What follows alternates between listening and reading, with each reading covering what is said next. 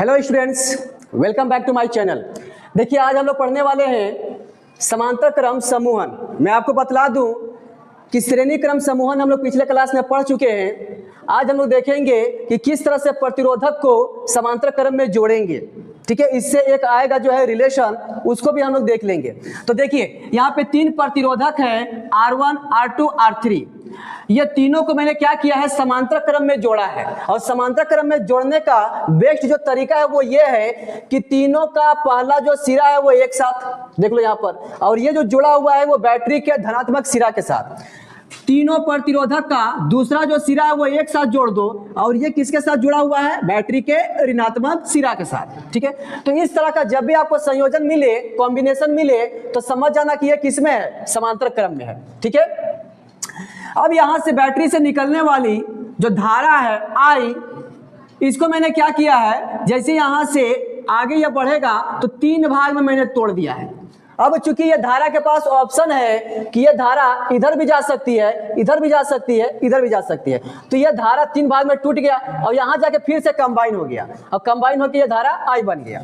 चलिए, एक चीज जो जानने वाली चीज है यहां पर वो ये कि समांतर क्रम संयोजन में, समूहन में प्रत्येक प्रतिरोधक का जो वोल्टेज होगा, विभवांतर होगा, वो बैटरी के वोल्टेज के बराबर होगा, मतलब समान होगा, है ना। तीनों प्रतिरोधक का जो वोल्टेज होगा वो बैटरी के वोल्टेज के बराबर होगा।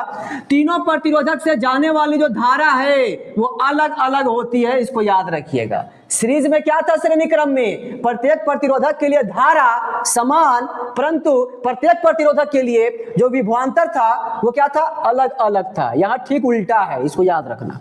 इस चीज को मैंने देखो यहाँ पर लिख भी दिया है कि तीन प्रतिरोधक है, तीनों प्रतिरोधक का प्रतिरोध R1, R2, R3 को श्रेणी क्रम में जोड़ा गया। किसके साथ, बैटरी के साथ। जैसी कुंजी को हम लोग क्लोज करेंगे, बंद करेंगे, धारा प्रवाहित होगी परिपथ में। ठीक है, यह भी मैंने लिख दिया है कि प्रत्येक प्रतिरोधक के लिए धारा अलग अलग होती है, परंतु प्रत्येक प्रतिरोधक का जो वोल्टेज होगा वो बैटरी के वोल्टेज के बराबर होगा। अब यहां पर आप देख लीजिए, ये जो धारा जो बैटरी से निकल रही है ये तीन भाग में टूट गया है, मतलब I1, I2, I3 तीनों को जोड़ दे तो ये किसके बराबर हो जाएगा, उस धारा के बराबर हो जाएगा जो बैटरी से निकल रही है। ओम के नियम से आप जानते हैं V इक्वल टू क्या होता है, IR। तो करंट यहां से निकाल लो। ठीक है, तो धारा बराबर क्या हो जाएगा, V/R। पहला प्रतिरोधक के लिए प्रतिरोध R1 और धारा I1, दूसरा के लिए इसी तरह से I2 बराबर क्या हो जाएगा, V/R2। तीसरा प्रतिरोधक के लिए करंट ये रहा। अब तीनों धारा को क्या करेंगे, समीकरण 1 में यहाँ पे रख दो। ठीक है, तो रखने से आपको ये मिलेगा, समीकरण 1 से चलेंगे तो यहाँ पर आप तीनों का वैल्यू रख दीजिए। अब ये I, इस I को क्या लिखेंगे, तो देखिए तीनों प्रतिरोधक को जब आप जोड़ देंगे, तीनों प्रतिरोध को जोड़ने के बाद एक सिंगल प्रतिरोध मिलेगा जिसका नाम है समतुल्य प्रतिरोध। क्या मतलब है कि ये तीनों मिलकर जितना ओम का प्रतिरोध बनाएगा ये अकेले बनाएगा, इसलिए नाम ही पड़ गया इसके बराबर। समतुल्य मतलब उसके इक्विवेलेंट, बराबर। ठीक है, अब क्या करेंगे बाबू, इस I के जगह पर ओम के नियम से रख दीजिए V/R, मगर इस बार ये R जो लेंगे वो क्या लेंगे, इक्विवेलेंट, समतुल्य प्रतिरोध। चलिए, तीनों में देखिए V जो है वो कॉमन हो जाएगा, दोनों तरफ से काटने के बाद जो आएगा यही हमारा क्या होगा, रिलेशन होगा, संबंध होगा। यह सूत्र हो गया किसके लिए, समांतर क्रम समूहन के लिए। अच्छा, इसे मैं आपको बतला दूं कि मान लीजिए न्यूमेरिकल में केवल दो प्रतिरोध रहेगा और दोनों को बोलेगा कि समांतर क्रम में जोड़ा गया है, तो उसका शॉर्टकट फॉर्मूला याद रखिए।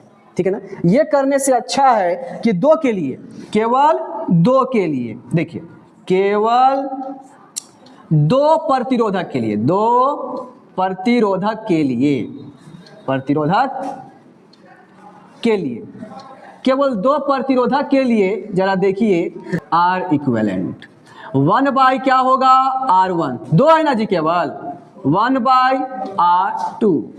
इसको आगे तुम क्या लिख सकता था बताओ, तुम लिख सकता था R1 R2, एलसीएम करेगा तो R1 चला जाएगा ऊपर प्लस R2 हो जाएगा ना जी। ये R1 अब R2 दोनों का अगर एलसीएम तुम करेगा तो R1 R2, या R1 जाएगा यहाँ, R2 यहाँ, तो सिंपल सी ना है मैथमेटिक्स। अब पलट दो, पलट देगा तो R इक्विवेलेंट जो निकल के आएगा तुम्हारा वो क्या आएगा बताइए, तो R1 R2 ऊपर और नीचे में कौन R1 प्लस R2। ये फॉर्मूला आपको याद रखना है। ये हाँ पलट जाएगा, ऑब्वियस सी बात है। ये अगर ऊपर जाएगा तो ये भी तो जाएगा ऊपर, तो ये आएगा नीचे। यदि n समान प्रतिरोधक की संख्या को समांतर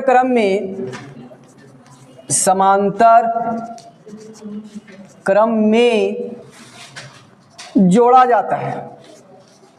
देख लीजिए बाबू लोग, हम क्या कर रहे हैं कि n यहाँ पे क्या बताएगा, नंबर, संख्या को, किसका संख्या, प्रतिरोधक का संख्या। अब बोल रहा है ये सब के सब प्रतिरोधक जो है ये समान है और इसकी संख्या n तक है। n आपका 100 भी हो सकता है, 50 भी हो सकता है। तो अगर सबको समांतर क्रम में जोड़ेंगे तब देखिए तो क्या होगा, 1/r, समांतर के लिए p लिख रहे हैं पैरेलल, बराबर 1/r प्लस, सब समान ना है जी, ये सब के सब समान है, सबको जोड़ रहे हैं कहां तक, n तक। तो क्या हो जाएगा, ये हो जाएगा n/r, अब इधर है 1/r टोटल रेजिस्टेंस, जिसको बोल रहे हैं हम लोग P4 पैरेलल समांतर के लिए। तो क्या हो जाएगा, तो ये हो जाएगा Rp, कुल प्रतिरोध क्या हो जाएगा, R/n, नहीं हो जाएगा, देख लो, n प्रतिरोधक, n समान, बोलिए n समान प्रतिरोधक का श्रेणी क्रम तथा समांतर क्रम में संबंध। देखिए तो क्या होता है भाई, संबंध। देखिए क्या होता है, याद रहे, इस तरह से पूछते हैं आपसे। तो श्रेणी क्रम के लिए आपको पता है कि RS बराबर होता है n इंटू R, मैंने बताया है। और समांतर क्रम के लिए अभी तुरंत मैंने निकाला, ये है R/n, देख रहे हो। और दोनों को क्या करो, भाग दे दो, ठीक है, दोनों को क्या करना है, भाग दीजिए। भाग दीजिएगा तो जरा देखिए तो क्या हो जाएगा, RS/RP बराबर क्या हो जाएगा, RS का वैल्यू है NR, अब RP का जो वैल्यू है वो R/n, R/n, ये n चला जाएगा ऊपर, अब इस n से गुना हो जाएगा तो n², ऊपर में R और नीचे में R, ये कट जाएगा ना जी। तो कट जाने के बाद ये केवल क्या बच रहा है, n²। तो जरा देखिए तो RS बराबर क्या लिख सकते हैं, RS बराबर हो जाएगा n² RP। इसको नोट कर लो। अब 3 प्रतिरोधक है, R1, R2 और R3, ठीक है। तीनों का अपना वैल्यू दिया हुआ है, 1 ओम, 2 ओम, 3 ओम, तीनों को बैटरी 10 वोल्ट से जोड़ा गया है। तो आपको क्या निकालने के लिए बोल रहे हैं, ये पहला कुल प्रतिरोध और दूसरा प्रत्येक प्रतिरोध से प्रवाहित विद्युत धारा। चलिए सबसे पहले निकालो। तो निकालने का तरीका क्या है जी, निकालो। तो कुल प्रतिरोध, समतुल्य प्रतिरोध R1 प्लस 1/R2, वीडियो चालू किया है जी, है ना। R1 क्या है बाबू, 1, R2 क्या है जी, 2, अब R3 क्या है, 3। एलसीएम वगैरह आपको बताया गया होगा, कर लीजिए तो फिर आपको पता चलेगा कि 3 2 6 कितना हो गया, ऊपर में 11/6। अभी पलटना भी तो बाकी है, 1/, यह समतुल्य प्रतिरोध है तो इसको पलटिए, कितना आया है, R इक्विवेलेंट बराबर जो है 11/6 है, तो इसको R इक्विवेलेंट पलट के लिखेगा तो क्या आएगा, 6/11 ओम। यही है तुम्हारा, यही ना आएगा। अब प्रत्येक प्रतिरोध के लिए तुम धारा भी निकाल सकता है कि प्रत्येक प्रतिरोध के लिए विभवांतर वही होगा जो बैटरी का है, बैटरी का ही विभवांतर प्रत्येक प्रतिरोध का विभवांतर होगा, ठीक है। इसका भी वही होगा, 10 वोल्ट 10 वोल्ट 10 वोल्ट। चलिए निकालिए, तो ओम के नियम से निकालिए आप, ओम के नियम से बारी बारी निकाल लो बाबू, नियम से निकालिए। धारा निकालना है तो I बराबर V बटा R, I1 है ये, V बटा ये क्या है आपका R1। बताइए तो क्या होगा, वोल्टेज जो कि बैटरी के वोल्टेज के बराबर है, R1 दिया हुआ है 1, तो कितना हो जाएगा ये 10 एम्पियर हो गया, ये फर्स्ट निकल गया आपका।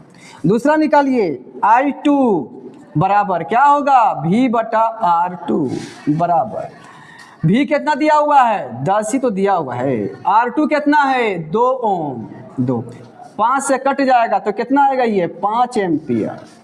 तीसरा निकालिए I3 क्या है V बटा R3, V कितना 10 ही तो है, तीनों के लिए सेम है, R3 कितना है तो ये है 3, यही ना होगा जी, ठीक है। तो या तो इतना एम्पियर रहने दो या फिर इसको दशमलव में कर दो, कितना हो जाएगा 3.3